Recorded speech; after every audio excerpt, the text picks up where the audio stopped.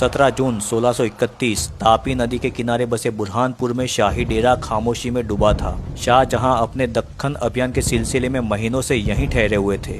असली शाही महल तो आगरा में था, लेकिन युद्ध के मोर्चे पर सेना के साथ रहने के लिए उन्होंने इस नदी के किनारे मजबूत किले और रेशमी टेंटों में टेम्पररी अपना दरबार जमाया था। उसी शाम उनकी बेगम अर्जुमंद बानो बेगम, जिसे दुनिया आज मुमताज महल कहती है, अपने 14वें बच्चे को जन्म देने वाली थी। शाही तंबुओं के अंदर बेचैनी थी। नाजुक कंबलों में ढका शाही कमरा दाइयों की भागदौड़ और हकीमों की फुसफुसाहट से कांप रहा था। मुमताज की तबीयत अचानक बिगड़ गई थी क्योंकि डिलीवरी के टाइम खून ज्यादा बह गया था। शाही हकीमों ने अपने हर नुस्खे, हर दवा आजमाई, मगर राहत ना मिली। हर खबर शाहजहां तक पहुंचती रही। शाहजहां उस टाइम किले से कुछ मील दूर सेना की तैनाती देख रहे थे। घोड़े पर सवार एक आदमी शाहजहां को आकर खबर देने लगा कि बेगम की तबीयत नाजुक है। शाहजहां ने एक पल भी गवाए बिना बरसती रात में तुरंत अपनी बेगम के पास जाने के लिए निकल पड़े। बादशाह का काफिला गड़गड़ाती बिजली की रात में रेत और कीचड़ को चीरते हुए आगे बढ़ रहे थे और थोड़ी दूर से शाही डेरा दिखने लगा था। अब शाहजहां तंबू तक पहुंच गए थे, लेकिन जब वो उस रेशमी तंबू में दाखिल हुए तो सब कुछ थम चुका था। मुमताज को सफेद कपड़े में ढका हुआ था, आंखें बंद थी, होठों पर आधी सी मुस्कान जमी हुई थी जैसे नींद में हो। शोक में डूबे शाहजहां ने उसके हाथ को अपने हाथ में लिया और देर रात तक उसे देखते रहे, कुछ बोल ना सके। सारा शाही डेरा सन्नाटे में डूबा था। ना किसी ने रोने की हिम्मत की, ना कोई कुछ बोल पाया। मुमताज ने बेटी को जन्म दिया था, पर वो खुद ना बच सकी। उसके बाद मुमताज को उसी रात दफनाना था। मुमताज को केसर और चंदन की खुशबू वाले कपड़ों में लपेटा गया। उस पर गुलाब और चमेली की पंखुड़ियां बिखेरी गई। बॉडी को एक खास लकड़े के ताबूत में रखा गया और उसके चारों ओर चांदी की जाली बांधी गई। सैकड़ों मोमबत्तियों और मशालों की रोशनी में शाही उलेमा और चुनिंदा परिवारजन, करीब 50 लोग, जिनमें मुगल खानदान की खास महिलाएं भी शामिल थी, हाथों में कुरान लिए धीमी आवाज में दुआ पढ़ते हुए उस जुलूस में शामिल हुई थी। सैनिकों की कतार ने रास्ते को घेरा था ताकि कोई बाहरी शोर इस पाक पल में दखल न दे सके। रात की नमी और तापी नदी की ठंडी हवा के बीच ताबूत को बाग के सेंटर में लाया गया, जहां एक कब्र ऑलरेडी खोदी जा चुकी थी। ताबूत को आराम से कब्र में उतारा गया। शाहजहां के खास वजीर ने उसकी ओर से मिट्टी की पहली परत डाली, फिर सब ने मिट्टी डाल के कब्र को भर दिया। चारों ओर चंदन और इत्र छिड़का गया और ऊपरी सतह पर लाल रेत और फूलों की चादर बिछाई गई। इस तरह से बुरहानपुर में शाही बाग जैनाबाद में मुमताज को दफनाया गया। ये बस एक टेम्पररी मकबरा था, क्योंकि शाहजहां जान चुके थे कि ये अंतिम ठिकाना नहीं होगा। 7-8 दिन तक मुमताज की याद में शाहजहां ने कुछ खाया पिया नहीं। तभी उन्होंने डिसाइड कर लिया था कि मुमताज की याद में एक ऐसा कुछ बनाना है जिसे सदियों तक दुनिया देखे। उन्होंने ताजमहल बनाने का सोच लिया था, लेकिन बुरहानपुर इतना बड़ा स्ट्रक्चर झेल सके वैसा नहीं था। इसीलिए उन्होंने आगरा ताजमहल बनाने का सोचा। थोड़े दिन बाद दरबार में आदेश जारी हुआ कि मुमताज महल के लिए एक परमानेंट मकबरा तैयार किया जाएगा और उसकी बॉडी को बाद में वहां से पूरे राजसी आदर के साथ ट्रांसफर किया जाएगा। सब लोग उस टाइम सोच में पड़ गए थे, क्योंकि एक कब्र में से बॉडी को वापस निकालकर दूसरी कब्र में ट्रांसफर करने का आदेश सुनकर सब लोग शॉक में रह गए थे। फिर अगले कुछ हफ्तों में इस महान यात्रा की योजना बनने लगी। आगरा तक लगभग 800 किलोमीटर के सफर के लिए खास कारवां तैयार किया गया। लगभग 300 सैनिक सुरक्षा के लिए, 50 हाथी, कई 100 ऊंट और बैलगाड़ियां और दर्जनों महिलाएं जो पूरे रास्ते में धार्मिक रस्मों और सफाइयों का ध्यान देती। लगभग 6 महीने के बाद दिसंबर 1631 में मुमताज की बॉडी को बुरहानपुर की कब्र से बाहर निकाला गया और ताबूत को लंबे सफर में सुरक्षित रखने के लिए उसे फिर से रेशमी कपड़ों में लपेटा गया और सैंडलवुड के बड़े बॉक्स में सील कर दिया गया। आदेश था कि यात्रा बिना किसी शोर शराबे, बिना किसी संगीत या जश्न के होगी, सिर्फ खामोशी, दुआ और इत्र की महक। जब ये सब कुछ तय हुआ तब आगरा के लिए मुगल इंजीनियर उस्ताद अहमद लाहौरी ने अपना काम शुरू कर दिया था। एक ऐसा मकबरा बनाने की प्रोसेस जिसे दुनिया कभी ना भूल पाए। उधर बुरहानपुर से वो राजसी कारवां चुपचाप निकल पड़ा। आगे आगे मशाल लिए मुगल सिपाही, उनके पीछे धीमी चाल में चलते हाथियों पर रखी चांदी की जाली से घिरी पालकी पलकी जिसमें ताबूत रखा था और उसके चारों ओर ऊंट और बैलगाड़ियों का लंबा जुलूस। रास्ते में सैकड़ों गांवों के लोग इस अद्भुत कारवां को देखने के लिए चुपचाप खड़े रहते। लगभग 300 सिपाही सुरक्षा में थे, 50 हाथी ताबूत और कीमती सामान उठाए हुए थे और लगभग 200 बैलगाड़ियों पर अनाज और पानी लदे हुए थे। पूरे 800 किलोमीटर की ये जर्नी हफ्तों में पूरी हुई। धीरे धीरे कारवां आगरा के यमुना किनारे पर पहुंच गया। ये एक बहुत बड़ा खुला मैदान था और साइड में यमुना नदी थी। यहाँ पर पहले से ही एक कब्र खोदकर तैयार थी। यहाँ गहरे लाल पत्थर से बनी एक कब्र तैयार की गई थी। धीरे धीरे कुछ शोर शराबा किए बगैर मुमताज के ताबूत को कब्र में उतारा गया और वहीं पर मिट्टी डाल के मुमताज की बॉडी को दफनाया गया। 1632 में ताजमहल की असली इमारत की डिजाइन रेडी हो चुकी थी। यमुना के किनारे की जमीन बहुत नरम थी, इस पर सीधे कोई भारी स्ट्रक्चर टिक नहीं सकता था। इसीलिए सबसे पहले इंजीनियरों ने लगभग 30 मीटर गहरी खुदाई करके सैकड़ों बड़े बड़े कुएं तैयार किए। हर एक कुएं को पत्थरों और वाटरप्रूफ चूने के मिश्रण से भरा गया ताकि वो हमेशा के लिए नम रहे और टाइम के साथ धंसने का खतरा भी ना हो। नींव का ये काम लगभग 2 साल तक चला और इसमें हजारों मजदूर दिन रात लगे रहे। करीब 20,000 में से तकरीबन 15,000 पुरुष पत्थर काटने वाले और भारी सामान उठाने वाले काम करते थे, जबकि 5,000 से ज्यादा महिलाएं चूना गूंथना, संगमरमर घिसना वैसा काम करती थी। उनके बच्चे पास ही टेम्पररी बनाई हुई बस्तियों में खेलते। कभी कभी तो वो अपनी माओं के लिए पानी और चाय लाने में भी मदद करते थे। ये पूरी बस्ती कई सालों तक एक छोटे शहर की तरह धकधकती रही।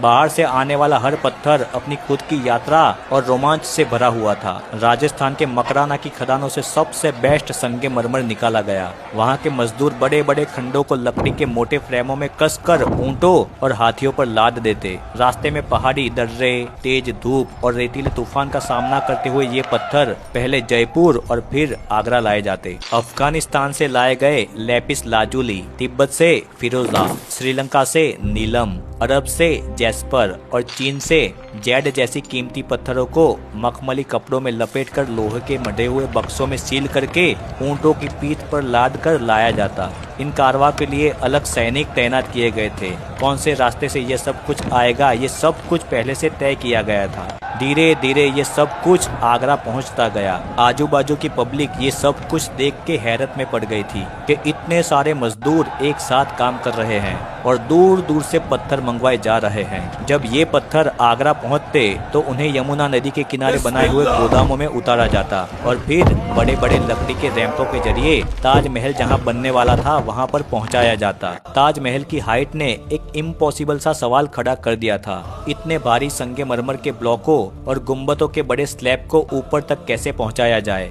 उस समय ना तो क्रेन थी ना ही लिफ्ट। उस्ताद अहमद लाहौरी और उसकी टीम ने सॉल्यूशन निकाला। लगभग 15 किलोमीटर लंबा मिट्टी और लकड़ी का घुमावदार रैंप बनाया गया जो धीरे धीरे हाइट लेता हुआ गुंबद तक पहुंचेगा। इस रैंप को मजबूत बनाने के लिए बांस और सागौन की मोटी लकड़ियों को एक दूसरों के साथ रस्सियां और लोहे के पिन से बांधा गया। मिट्टी को गीला करके हर परत पर दबाया गया ताकि वो पक्की हो जाए और हाथियों का भारी वजन झेल सके।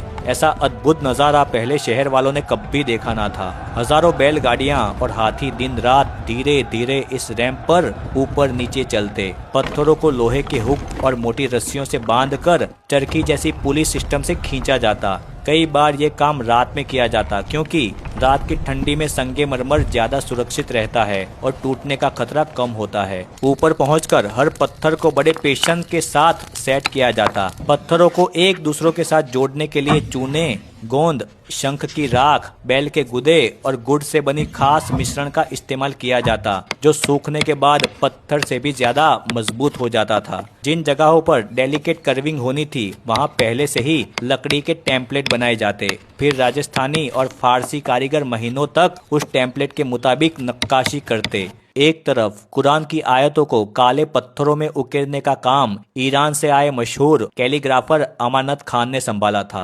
ऊंचाई पर हर अक्षर को इतना सटीक मढ़ा गया कि नीचे से देखने पर सब बराबर लगे। इसके लिए लकड़ी के हवाई मचान बनाए गए जिस पर कारीगर रस्सियों से लटक कर महीनों तक बारीक नक्काशी करते। मीनारों और गुंबदों की ढलान पर काम करने के लिए बांस की मोटी मोटी मचाने परत दर परत ऊपर तक उठाई जाती। मजदूर सुबह सूर्योदय से से पहले मचान पर चढ़ जाते और अक्सर रात तक नीचे ना उतरते। हर मचान पर खाने और पानी का इंतजाम होता ताकि उन्हें बार बार नीचे ना आना पड़े। महिलाएं नीचे से लगातार पानी और चूना ऊपर पहुंचाती रहती। भारी हवाओं और बारिश में भी ये मचाने मजबूती से खड़ी रहती, क्योंकि हर जोड़ को सागौन के किलों और रेशमी रस्सियों से बांधा गया था।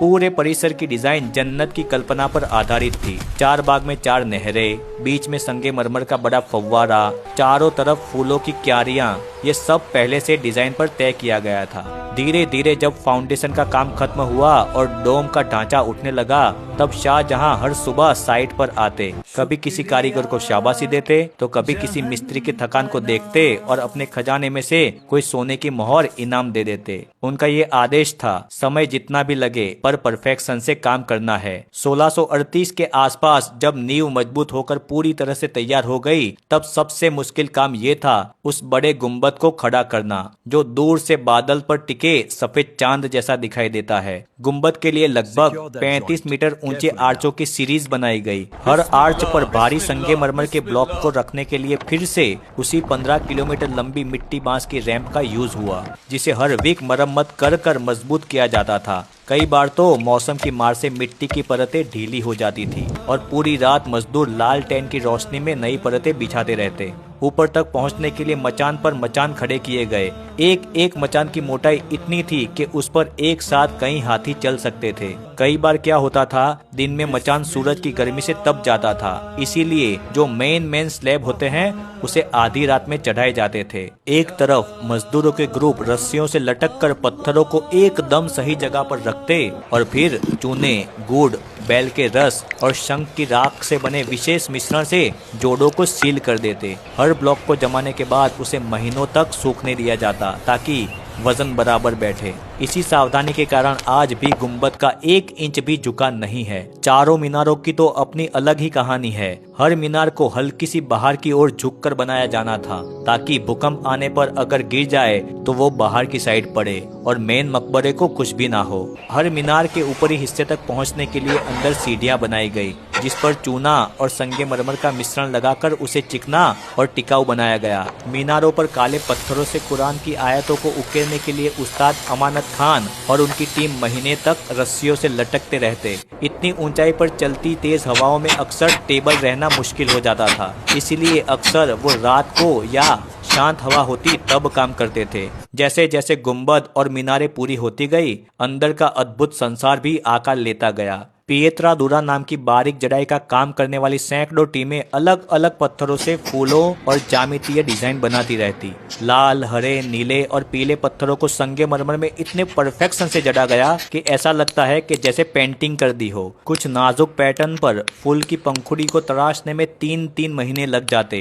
औरतें महीनों तक छोटे छोटे पत्थर पीसती, चमकाती और उनकी किनारियों को मखमली मुलायम बनाती, ताकि फिट करते समय कोई दरार ना पड़े। वहीं पुरुष कारीगर बड़े स्लैब काटने और भारी काम संभालते।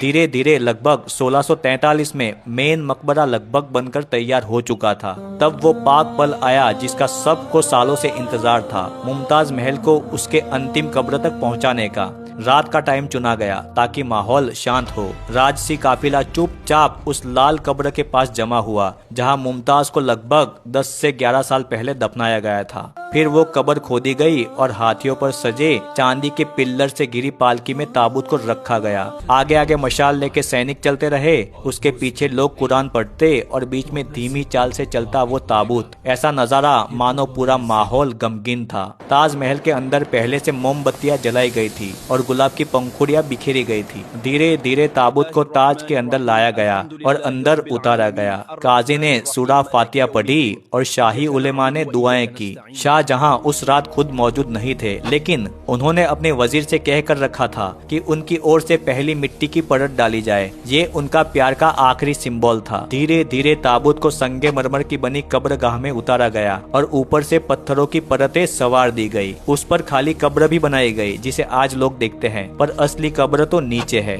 सालों साल तक काम चलता रहा। अब वो समय आ गया था, मेन डिजाइन पूरी होने लगी थी। सफेद संगमरमर के गुंबद और लाल पत्थरों के गलियारे, चारों ओर फैला चारबाग, सब मिलकर एक ऐसा नजारा बना रहे थे जिसे देखकर लोगों की सांसें थम जाती थी। लगभग 22 साल तक लगातार काम चलता रहा। फिर आया साल 1653। अब ताज का लगभग सारा कामकाज पूरा हो चुका था। सुबह की पहली किरण में वो हल्का गुलाबी जैसा दिखता, दोपहर में दमदार सफेद और शाम में सुनहरे रंग का आभास देता। हर पल अलग चेहरा। इसका असली शाही नाम था रोजा ए मुमताज महल, लेकिन समय के साथ साथ मुमताज से ताज निकला और पूरी दुनिया ने इसे ताज महल के नाम से पहचान लिया। 1657 में अंदर अंदर गद्दी के लिए झगड़े शुरू हो गए और 1658 में शाहजहां के बेटे औरंगजेब ने सत्ता हथिया ली। शाहजहां को आगरा फोर्ट के मुसम्मान बुर्ज में नजरबंद किया गया और वहीं से वो हर दिन अपने बनाए गए ताज महल को देखते रहते। 22 जनवरी 1666 को शाहजहां की भी मौत हो गई और उसी रात उन्हें मुमताज महल के पास उसी अंदरूनी कब्र में दफनाया गया, जहां दोनों अब हमेशा के लिए एक ही रूम में एक दूसरे के पास सो गए। ये थी ताज महल की असली कहानी। वीडियो अच्छा लगा हो तो वीडियो को लाइक करना, चैनल को सब्सक्राइब करना। Thank you.